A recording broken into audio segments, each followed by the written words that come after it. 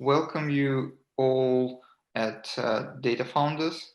It's our seventh talk, and today I'm talking to Ivan Lee, who is CEO and founder of Datasaur, the platform that develops a tool that allows you to manage entire labeling workflow in the one tool, basically. Welcome, Ivan. Super excited to have you here. Thank you. It's a pleasure to be here.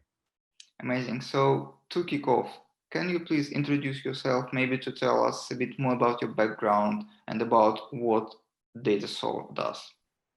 Sure. So brief background on myself. I studied computer science, come from an engineering background. This is my second company. My first one was a mobile gaming company, so very different space from data science. But my career led me to a path where, I was a product manager for AI for the last 7 years at a variety of companies, most recently at Apple. And it was there that I experienced, both the power of AI and machine learning and the impact it can have. But I also saw the dirty secrets to the industry, right? So for example, I spent millions of dollars at these previous companies getting labeled data. It felt like there was an insatiable appetite for labeled data. And so because of that experience, because I wasn't quite happy with the tools and I saw a lot of companies reinventing the wheel when it came to the data labeling process, I started Datasaur in 2019. And so my team and I have been working on this for the last couple of years. We are building out a data labeling platform specifically for natural language processing at this time and focusing on text. And we just want to be the best, labeling software out there. Great, great. That's a very interesting path, I would say. So the current company evolved out of your own pain. You've seen how difficult it was. And I'm curious, how do you think about timing, about the right time to start a company? Given that you already have started two, was it the same approach to timing? Did you feel the same urge that right now you need to start it? Or it was a bit different in both of these cases? Yeah, I think that's a very personal question. I think it's determined on the individual's kind of situation and where they are in their career. For me, I had the experience. I've had the opportunity to work at both very small startups, as well as, some of the largest of companies. And through all of that, I felt like it was time to return to my startup roots. I really enjoy the journey and the kind of exhilarating adventure that is creating a startup. And at the same time, it wasn't just the itch to go do a startup. It was specifically, this seemed like a problem that nobody was really solving for, right? There were a lot of people going after computer vision, but NLP felt very underserved and nobody was building the solution that I wanted. And so I decided, this is the right time this is the right idea and the right time in my life to start my second company.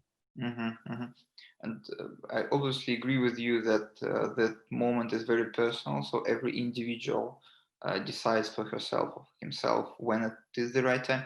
Maybe you have a framework that you can maybe describe or share with us, like what questions maybe a person should ask himself or herself before leaving the job. Or it's less objective and there is no such a question, because somebody told me that if you are considering leaving a job and to go and to do a startup, you shouldn't go and do a startup. So there are different opinions on that. Yeah, absolutely. I agree. I think that there is some validity to that approach of like, when you know. But that's not very helpful in terms of advice, right? There's no hard framework or equation. That being said, there are the typical tools to evaluating the promise of a startup. This wasn't the only startup idea I had, right? I've actually had multiple over the last few years. I'll throw out some of the dumb ideas out there now. Like I had one for a robot that would clean windows. So all these skyscrapers, like how do they keep their windows clean? I thought it'd be really cool to do a robotics company around that, right? But like I did the market research into how large a market that was, the fact that I knew nothing about hardware, right? I took all these different factors into account and decided, no, that's not the one for me. right? But this one, it felt like this was a personal problem that I've experienced, and I also at least understood the software skills and the product skills required to build a solution out. I had a vision for that very clearly in my mind, right? I also had to do the research, the market research into the size of the total space, right?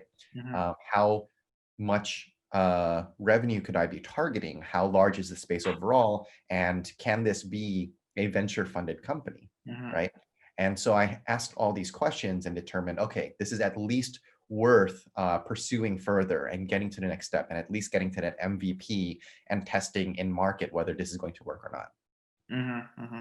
I see, I see. So you were iterating with ideas, and it was more like it was as well an iterative process for you. And do you think that at least partially these iterations can be done through a desk research, or a person should go outside and talk to people? How did it work out in your case, and maybe what's the good practice in your opinion?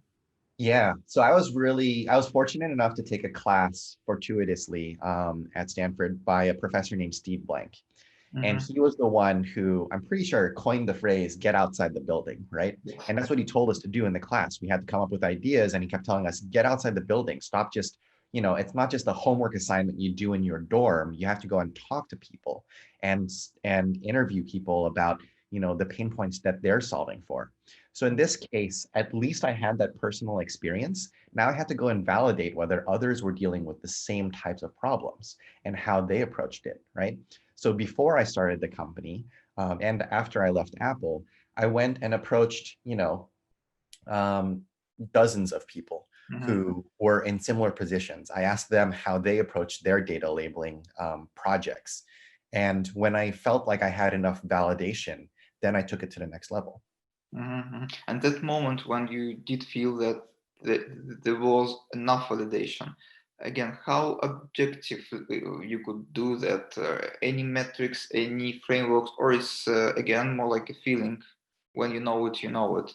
Um, how did it work out in your case? Or you set a goal, I need to talk to X people, and after you did these talks, you just were happy Yeah. with the result? So I didn't feel like I had to quantify any metrics around this, right? It wasn't like 80% of the people I need to talk to have this problem. It was more, it was more subjective, Mm-hmm. but I spoke with dozens of people, and it felt like the vast majority of them had had, the types of answers I was getting was, Mm-hmm. yes, I hate that part, right? Or, yeah, we actually had to spend the last 2 years building out our own solution. Yeah. Or, if this product existed, we would pay X amount of dollars for that product. So when, excuse me, Mm-hmm. once you start getting these kinds of questions, once you start getting these kinds of answers, you start feeling more confident in the fact that, yes, this is a problem that if it existed, I could sell to a large swath of people out there. Mm-hmm, mm-hmm. I see, I see. And we will talk about product customer development a bit more later. Um, right now, I would like to hear a bit more about at the moment when before you started the company. So um, you mentioned an interesting aspect here that when you were talking about this robot for cleaning windows, so you didn't have a hardware expertise, and at the same time you had this wonderful expertise with dealing with data science problems.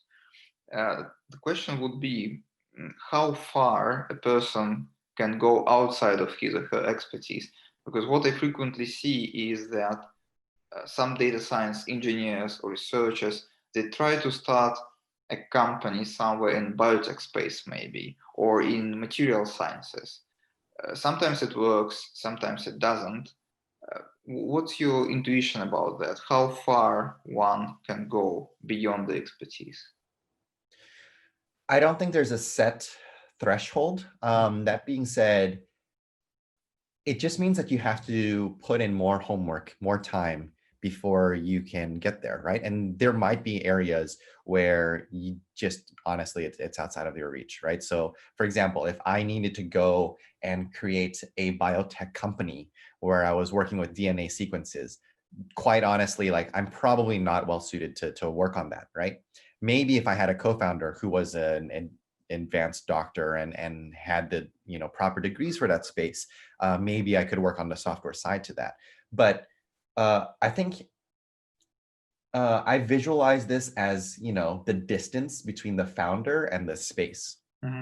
And so, for example, when I was starting Datasaur, I'll be honest, one of the concerns I had was that I've never done B2B sales before.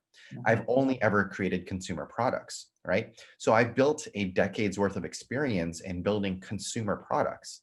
How much does that translate to B2B? There has been a lot. I projected that there would be, and indeed, it's been one of the biggest learning curves for me, is to learn how to do sales. But that was something I felt I could overcome.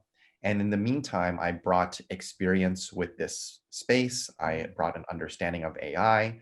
So it's a balance. There's rarely going to be a startup that's like perfectly tailored to everything, everything about it, and you're just going to solve it again, right? But in this case, I felt like that gap between me and what Datasaur needed was something I could overcome. Mm-hmm. I see. And how do you think about the team composition? So you mentioned that potential co-founder in biotech or whatever field someone wants to address. If you look at something data science related, what's the ideal team composition in your opinion? Right. So the way this one, I do have a bit more of a framework. It'll depend on the amount. It depends on what you need to build the product, right? And the way that I approach that is the engineering is something that's absolutely required, right? So you need to have enough engineers to build the product that you want to sell. That's the core part of it. There are many other things that need to be done at a startup.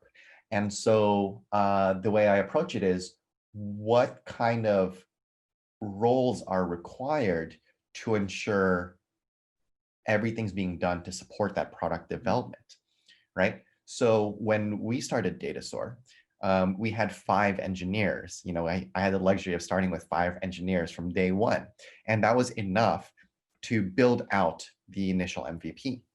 But as we continue to scale that team, as our product gets more ambitious, more complex, we brought on a designer last year. We have a project manager to help manage different pieces. There are so many moving parts at a startup. You have to have someone do accounting, legal, marketing, business development, sales, all these other parts, right? All of that is important. But critically, how many engineers do you need, and what types of engineers do you need to build that first product? And then surround that team of core engineers with all the other roles needed. Mm-hmm. Mm-hmm. Mm-hmm. I see. And what's your approach to hiring this first team? You mentioned 5 engineers. So were these people from your network, maybe some extended network, or you hired somebody through an agency or whatever? So what's your approach here? Yeah. So this was a competitive advantage I had, or the unfair advantage that I had in starting this company. It was through my network. It was through our investor, GDP Venture, that was able to help provide us with this engineering team from the start, and build out the first version of the product. Mm-hmm, mm-hmm. I see. Great. And an interesting part of the team, obviously, is the commercial part. And you've mentioned these B2B sales. And my understanding is that you had an interesting learning curve there, right? So you started and you do sales yourself. And that is something that many data scientists whom I know, or data engineers, and maybe especially researchers, something that they shy away from. What was your maybe learnings or reflection on achieving this moving target and like moving closer to doing sales yourself? Yeah.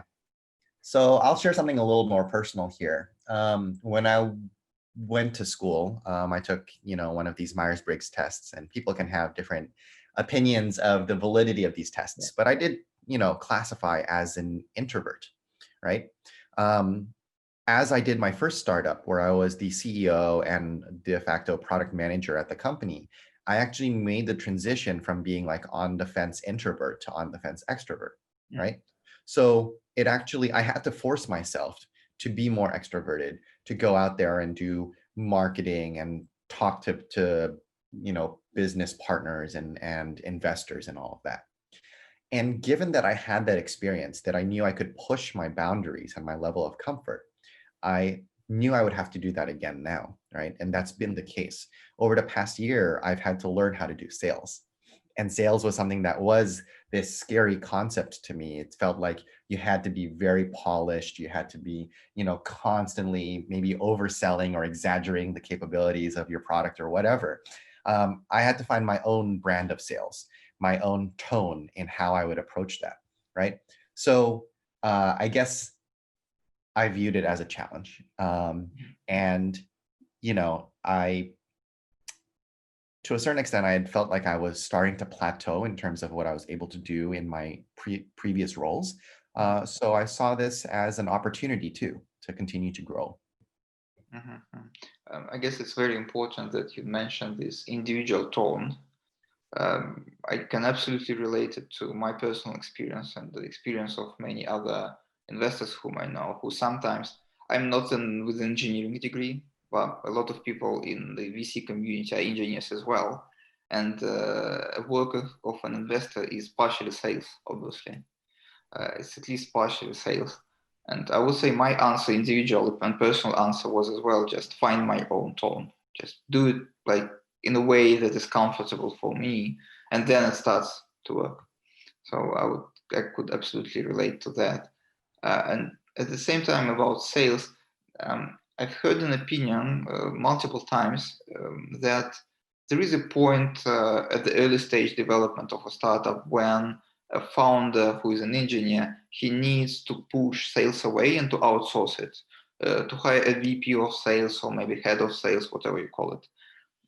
Do you think there is a moment like that? And if there is a moment like that, what's the right timeline? What's the right timeline to outsource sales and forget about them for a I founder? think there, I think there is a timeline, right? One of my advisors and mentors, um, once taught me that the role of CEO at a startup is to constantly push yourself into new roles and then fire yourself from it. Mhm, So it was a very interesting and provocative comment, but it's essentially like, hey, early on, maybe when it's just, a few founders, you're doing design yourself. And then eventually you can do a mediocre job at design, but when the time comes, you fire yourself from it and hire a professional designer, right? I think of sales the same way.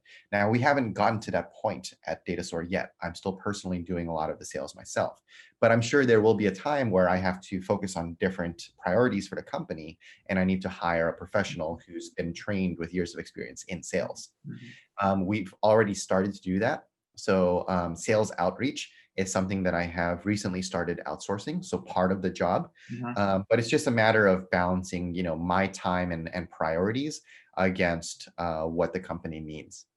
mhm, It's also a matter of, at the very early stages of a company, I think there's a very strong feedback cycle. When mhm, I speak with potential customers, I immediately understand what their pain point is, what their requests are, and I can channel that into the product management side of the company, right? mhm, And so right now it's very valuable for me to be on the front lines, so to speak. But in the future, I will absolutely need to delegate this away. mhm. I see. I see. And I guess it's a very nice connection to talk to the product market fit theme. So what are you looking at in order to understand that you are on the right track of finding the PMF? Yeah, I'd say there are really two key things we have to balance for at a B2B company. And I do think B2B is very different from B2C. Mm-hmm, Um, at our company, we focus on two KPIs, the product usage and the revenue, right? So we track at Datasaur, for example, how many labels are being applied any given month, any given day, right? So the fact that people are continuing to use us, that they're hooked on our product, that they're using this every single day for hours a day, that's a really strong indicator that we are building something that is truly useful to them, right? And then on the flip side of that, obviously revenue is really important for business. So sure, there are many products you could go and build out there that people would use for free, but are they willing to open their wallets and actually pay for it, right? So as we're scaling out and playing around with different sales approaches, different pricing models, we have to be constantly experimenting on the willingness to pay as well. And there's no definitive threshold for product market fit, but I feel like at this point we're really, really close. And you mentioned these wonderful measurable things, like the number of labels, obviously the revenues. And were there any less quantifiable things? Maybe there were some questions that you considered to be the most important ones that you asked your potential existing customers that helped you to guide your company to PMF. Yeah. One of the risks to starting Datasaur, and one of the questions that I got early on was, is it possible to create a tool that is functional enough for the very wide variety of labeling use cases out there, right? A social media company is going to have a very different labeling project than, say, like a legal company, right? They both need text labeling, but their projects have very different goals. The good news for us was we were able to create a platform where you can customize the projects for all these different use cases. And I guess this was a subjective thing that I had to kind of put together. But about a year into the company, we were finally able to answer yes. You can construct a platform that is usable across all the many different types of text labeling projects out there. Yeah, that's I guess the ability to outline and to highlight maybe probably the one core risk is something that I hear from many entrepreneurs is really helpful, because what I see is that there are a lot of important things that you need to focus your attention, but it has limits. So you try to somehow triage all the things and maybe to select one or two of the most important ones. Um, Again, any frameworks about this prioritization, any hints, reflections, maybe? Because I feel that someone with, for instance, engineering again or research background would face a lot of immediate challenges and a lot of things that needs to be solved immediately and right now. How to come to that one particular challenge, one particular risk, maybe? Yeah, can you clarify the question here? I want to make sure I'm addressing the right points on What I'm this. trying to understand is that you may have different priorities within your product, right? So you might think about some complex engineering thing you want to solve. You might think about a particular use case you want to address, or you may think about scalability of your product, etc., etc. Yeah. But there is a high probability that there is one risk really that defines at least the next step in the company, the next financing route, for instance, Yeah. and how to come to that particular step, how to prioritize all the features you can build, all the maybe challenges you can solve within Okay. your product. Perfect. So I guess because I come from a product management background, I have a stronger opinion on this. I think, yeah, you have to first determine what is the question you're trying to answer, right? So for the first year of the product, the question was, can we build something that people will use, right? And the king metric for us was product usage. And so we would build features that we had heard from customer interviews. An even stronger indicator was if there was a client request, right? Either from an existing client or from a new potential one. They'll say like, hey, this is really promising. If you build this one feature, we'll pay for it next month, right? So that was the strongest indicator. And we would always prioritize customer requests first. as a corollary to that, there's always a question around like how much do you build custom for individual users versus others. And so there's also, anytime that we get a feature request, we ask ourselves, is this something that at least, 3 other users would want? Or is this something that was already on our roadmap, right? If not, then it's a custom request, and we'll ask that client to pay an additional charge just for that custom request, because at that point, we're basically becoming a development outsource firm, contractor for at least that one request. So that, that's again, that connection between product and sales. Now, fortunately, we haven't gotten a whole lot of these. Fortunately for our space, a lot of these requests are things that will make our platform more robust and whole anyway, right? And so far we've been building all these features based on existing user or new user requests. We're starting to shift and we're starting to focus on revenue, right? So now we're also adding in biases for, if this is a large customer, taking a step back away from just labeling. Small and medium businesses, startups have different needs from enterprise, right? So now if we start building some enterprise features, we can say, well, we'll get, projects that are worth 10x, 100x our existing contracts, and we'll put a certain bias and weight towards that now that we're starting to focus on revenue. I see. Yes, that's I would say an amazing approach, an amazing framework. I will definitely highlight it in timestamps. And following your product management experience and product management expertise, maybe you may name a couple of books someone needs to read, really. Someone who is not a professional product manager, someone who is a data scientist or the CEO maybe, but to get at the level of understanding that is required to build a product. Or maybe we can follow up later on that if nothing comes to your mind right now. Yeah, there's a few resources, and I can send over kind of my compilation of product resources. That will be fantastic. Thanks. Okay, let's then touch base on that later. There's also one other thing I wanted to add. I think all of that was like the high level, right? It's actually fairly obvious to say we need to focus on what clients are requesting from us. But we actually went through a point budgeting system 2 months ago with my team. This was a formal exercise. And we said, look, every single sprint, we're basically finishing this many story points, right? This is part of agile methodology, assigning like points to different features. We're finishing this many points. So I set up a budgeting system. I said, we're going to spend this many points on existing clients, this many points on new clients, this many points on bug fixes and polish. And also we have our existing roadmap, right? We know we have to go in this direction strategically as a company, and we need to allocate some time towards developing the things we know we need to get to the next stage as well.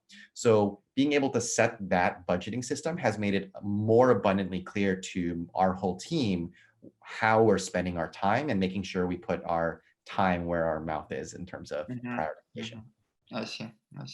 Yes. And when you have these, let's call them more or less strict approaches towards prioritization, does it make it harder to say no to customers when they demand something or ask for something? And how would you suggest to deal with that, to deal with the customer who really asks for something and you have to say no? What's the best? I think you have to evaluate the customer request, right? If what they're saying, we have some very demanding customers, but what the feedback they're giving is incredibly valuable, right? That means they actually passionately care about the project. They say like, these are the things that are continuing to be the biggest pain points for us as we use your project. And that's really valuable feedback, right? But there are other customers, for example, I'll just throw out there, like a customer approaches us and says, hey, we want to do video labeling. Well, we're probably not going to be ready for that until the end of next year, right? So like, great to meet you. Let's touch base later. Here's some other resources you can, I'll even point them to competitors to say like, look, this is the product you should use in the meantime, right? We'd love to touch base when we're ready for this, but we just don't have the ability to do video labeling right now. That's just beyond our capacity. I see. And When I've looked up the Datasaur, correct me if I'm wrong, my understanding was that there are at least three important components at the platform. It's not purely automation tool.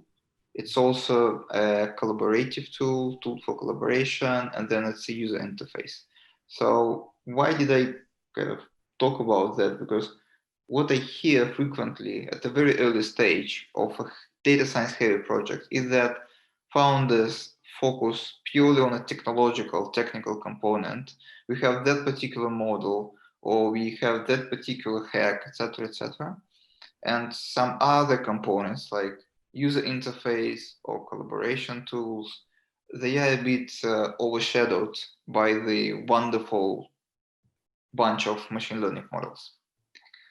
Um, my question would be how to not to miss these other components. What a founder needs to do to have this reality check, maybe. Yeah. So that's a great question. And I think it's one mistake that I see a lot of startups do is they get overexcited about their technology and they're selling the tech as opposed to the product, right? So there's a couple of things for this. One is it's important to really focus on the user story, right? Like what pain point are they trying to solve? And then go and solve that. Um, they're not they're not buying your technology for how cool your technology is. They're buying it because it's going to save them time or it's going to increase their revenue, x-fold.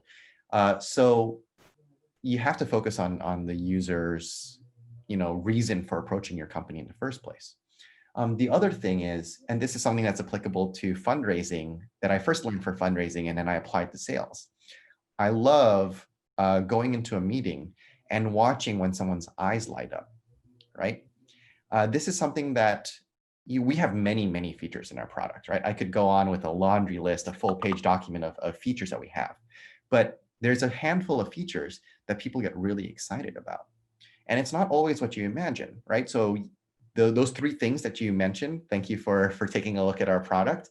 Those three things are three of the most popular features that people really get excited about, right? Recently, we introduced an API, and it turns out that's been a huge hit because it turns out the API allows them to integrate with their flow and makes it an easier sell internally at their company, right? So I started noticing in the last 3 months, people's eyes are lighting up when we tell them you can actually generate and export these projects using an API. So I started highlighting that more. So that's what I try to, that's why it's so important that I'm doing the sales, because I will see when the customer's eyes light up and then I know, hey, we really need to polish the documentation on our API. People are going to love this. Yes, I see. No, that's a metaphor about lighting up eyes, and to me, it's super important. And connection with sales, actually, I guess it's something that you not usually but frequently overlooked. That feedback loops, that information inflow that comes out of a sales meeting. Done by a founder rather than by somebody who that task was outsourced to or something like that. And interestingly, that a lot of common between sales and fundraising as well. So what's your fundraising story? So you mentioned that you raised and your investors were very helpful with hiring the first team. So when was the right time to approach investors? Yeah, so timing around investors. So a little bit of context first. We raised a pre-seed in 2019. And then we raised a larger seed round after Y Combinator. We raised a larger seed round, which included, of course, YC, Initialized Capital, and also the CTOs of OpenAI and Segment, right? And so that was earlier this year. I have a very particular approach to fundraising. I think there are only two times to fundraise. One is when you actually, need the money to get to the next stage. Like there are, especially in the early days, you just need the money to pay salaries or hire the right people or pay for the right software, server costs, etc. Right? The next time to start fundraising is ideally when you can just use that money to accelerate your existing project, right? People refer to this as pouring gas on an existing fire, right? And so when you know, like, hey, in the next year, we're on track to accomplish this. But if we had this additional funding, we can actually accelerate our timeline and get to 10x that level, right? That's a great story to tell to fundraisers. That's very aligned between both the startup's wants and desires, along with what the investor would hope to get out of their capital, right?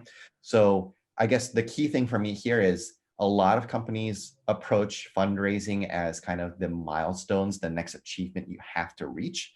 And I don't view it as such. I view it as the vehicle, the tool to actually get to your next milestone. And your milestone needs to be much more product or business centric. Yes, yes. That's very interesting, because sometimes, probably because of a lot of media attention or something like that, really fundraisings are becoming a goal. It's like the biggest news is a fundraising, not your customers, not of what you have built, but the number, the magic number that a company got in the fundraising. So absolutely agree on that. And in terms of the way how someone can pitch a quite technologically advanced product, maybe even kind of, let's call it infrastructural level product, what advice you would give to a technical founder? Because we know that in the consumer space, I'm not saying that it's easier, right? I'm not saying that, but you can say, I'm building an Uber for X, right? The classical example. I'm not sure that it would work with the labeling solution or with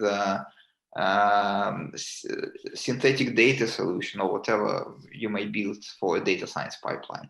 Yeah. I think it depends a little bit on who the audience is, right?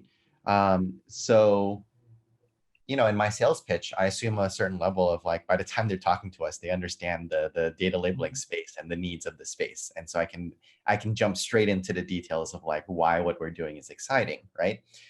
If I'm taking a step back and speaking to a broader audience, right, you have to give a lot of context. Now I can frame it in terms of, AI is super exciting, but in order to power that, you need a lot of labeled data, and that's what we help with.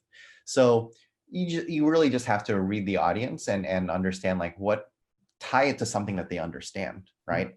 Like it could even be, it as simple as, look, in order for Netflix to understand what to recommend to you, you need to have, a lot of data to be able to get to that, right? So tie everything back to something familiar for your audience.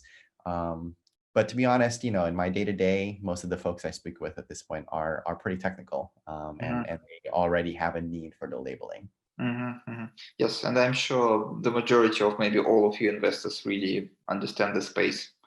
And all of them seems are very cool, but there is one particular investor, Y Combinator, everybody talks about. Like if you look at the Facebook, you will find groups with thousands of members who try to prepare to an interview to YC or to understand YC better. What would be your advice? Like, what does YC try to find, and to what things, especially people with technical background, should be prepared with dealing with YC? Yeah, so I think YC actually provides a really good framework for building that MVP and kind of prioritizing your early stage product. It echoes, I think, a lot of what we've discussed in this conversation. Sometimes when you go into YC office hours and talk to the partners, people go in hoping to ask a question and get this like sage advice that's like exactly perfectly tailored towards what they're hoping for, and like just get the answer, right? That's oftentimes not what happens. What they'll do is be like, well, I don't know. Why don't you go ask the customer, right? And that sounds silly, but to be honest, that's sometimes what founders need to hear is just, you actually know your space and your product better than that YC partner does. But what they'll remind you to do is not try to predict the future, but go get outside the building and go talk to the end customer and ask them to prioritize what features you should be building, right? Or ask them to figure out what your pricing should be. Just ask someone like, hey, what's your budget for this? Like or what's your timeline that you need this by, right? And you'll get a lot better answers from them. And so I do think that YC can be very valuable, especially for first-time founders. But you know, there's this mismatched expectation, I think, that they'll just give you all the answers. I'll also put a plug out there, for anyone who is starting a company, you can actually go to YC Startup School, which is available to all founders for free, and that'll give you the foundation and actually help you if and when you do apply to the actual program. Do you think that there is a particular feature set or portrait or of a founder or of a team that YC is particularly tend to invest? My answer is that there is no such portrait. But I constantly hear from the media and maybe from some founders that they try to create a kind of a framework maybe or a portrait of a founder of a company that most likely will be funded by YC. So what would be your take on that? I'm not necessarily in a position to speak on their behalf. There are certain things that I can say for certain, right? So for example, if you want to be applying to YC, you better be working on your project full time. This is not a, hey, I have this idea. If YC likes it, then I'll quit my job and work on it full time. Like that can't be the situation. They want founders who are in it because they actually believe in it and are passionate about it. There's also another theme that we talked about earlier, right? Which is you need to be able to have the capability to build your product on your founding team. I'm going to pick on MBAs for a moment here, but like if you're a team of 3 MBAs and 0 engineers, you probably will not get into YC, right? I'm sorry. So yeah, that's good news. I hope for the audience of this interview, right? Engineering talent is highly valued by YC because by the end of the 3 months, you better have a product that you are actually selling to people, and they can help teach you how to sell, but you may not be able to learn how to build a product in that time span. Fantastic. We have heard a lot of really good news from you. First, that somebody who haven't done sales can do that, or that technical talent is really valued by the YC. So these are really cool stuff, and I probably can spend a lot of time asking you more and more questions, but just being cautious of your time, probably the last one.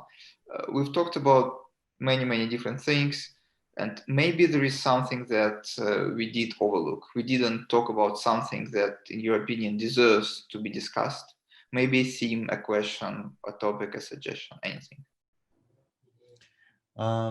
I guess one note I'd like to leave on, especially for the data founders community, is I'll be completely transparent about this, right? When I was evaluating this labeling opportunity, the data didn't, the market research showed that this probably wasn't a large enough market for a venture funded company, right? In 2019. But I went ahead and pulled the trigger anyway, because I have a conviction that, for the space of AI, this is, over the past decade, I witnessed the trajectory of mobile. I mentioned my first company was mobile gaming, right? Mobile has become ubiquitous. We saw a lot of companies become mobile first in the last 10 years. Now it's ubiquitous, right? I think AI is going to be a very similar trend in the coming decade. I believe strongly that every company, no matter what type of industry you're coming from, whether it's agriculture or the food industry or insurance or whatever else, everyone will be adopting AI. So I put a huge bet that the space will grow and explode. So I think we're all in a great position here because being data scientists, being AI specialists, we're really well positioned for how the technology industry will evolve over the coming decade. And I think that's really exciting. Great. I would say that's a great finish for the talk. Thank you, Ivan, very much for talking today with us. And I'm sure we will hear some great news and product releases from Datasaur. Yeah. So I would really suggest all of you guys who are listening us to go and to check it out. Thank you, Ivan. Thank you, Peter. Take care.